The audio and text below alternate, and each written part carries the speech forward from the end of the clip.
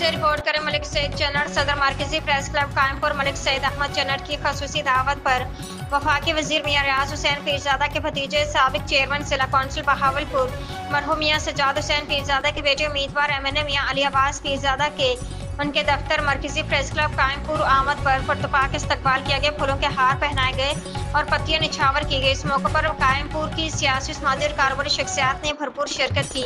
आए हुए मुअज़्ज़िज़ीन इलाका से गुफ्तगू करते हुए मियां अब्बास पेरजादा ने कहा कि हम अपने बुजुर्गों की रिवायात को बरकरार रखते हुए उनके नक्शे कदम पर चलने की कोशिश कर रहे हैं ताकि वज़ीर और हल्का की आवाम से मोहब्बत वाला रिश्ता कायम रहे।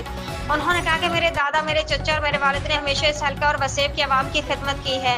इंशाल्लाह मैं भी इस रिवायत को बरकरार रखने की कोशिश करूंगा। अल्लाह तबारक व तआला मुझे हमेशा ये तौफीक अता फरमाए कि हल्के की आवाम की खिदमत करता रहूं। आखिर में मियां अब्बास पेरजादा ने मलिक सईद चन्नड़ को नया दफ्तर बनाने पर मुबारकबादी और नेक तमन्नाओं का इजहार किया।